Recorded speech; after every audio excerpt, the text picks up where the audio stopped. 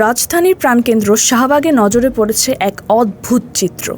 ভেঙে ফেলা হয়েছে প্রজন্ম চত্বরে স্থাপিত ত্রিকোণাকৃতির একটি পুরানো বিলবোর্ড। গতকাল মধ্যরাত ও তার আগের দিন পর্যায়ক্রমে ভাঙা হয়েছে বহু বছর ধরে অকার্যকর অবস্থায় পড়ে থাকা এই বিলবোর্ডটি। একসময়ে আলো ঝলমলে থাকলেও বিগত বেশ কিছু বছর এটি ছিল অচল ও অবহেলিত। বিলবোর্ডটি ভাঙার পর রড ও লোহার অংশগুলো ফেলে রাখা হয়েছে খোলা আকাশের নিচে, আর সেই সুযোগ কাজে লাগিয়ে সকাল থেকেই টোকাইরা একে একে রড ও লোহার অংশগুলো খুলে নিয়ে যাচ্ছে। দুঃখজনক হলেও সত্য, এ নিয়ে কোনো প্রকার প্রশাসনিক নজরদারি বা নিরাপত্তার ব্যবস্থা দেখা যায়নি ঘটনাস্থলে। দর্শক, ঢাকা দক্ষিণ সিটি কর্পোরেশন থেকে যে শাহবাগের যে প্রজন্ম চত্বরটি ভেঙে ফেলা হয়েছে, সেই প্রজন্ম চত্বর থেকে এখন আমরা আপনাদেরকে দেখানোর চেষ্টা করছি। কালকে রাত থেকে সবাই নিতেছে মামা, ঠিক আছে?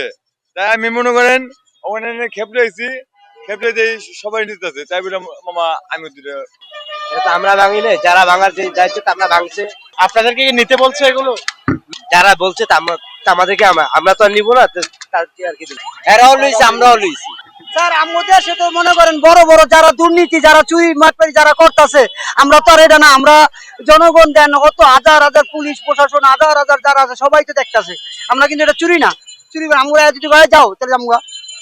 দর্শক, যেমনটা আপনাদেরকে দেখাচ্ছি, রিক্সায় করে কিন্তু যে প্রজন্ম চত্বরে গতকাল এবং কি গত পরশুদিন মধ্যরাতে কি ভেঙে ফেলা যে প্রজন্ম চত্বরটি রয়েছে, সেই চারদিকের মানুষের চোখের সামনে চলছে এই চুরি, কিন্তু কেউ যেন দেখেও দেখছে না। শাহবাগের প্রজন্ম চত্বর একসময় গণজাগরণ মঞ্চের স্মারক স্থান হিসেবে পরিচিত ছিল, অথচ আজ সেই স্থানেই প্রশাসনের নজরদারির অভাবে চলছে অবাধ লোহার পাচার।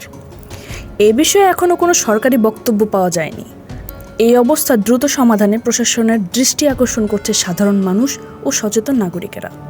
জান্নাতুল ফেরদৌসী, শ্রাবন্তী, সবার কথা।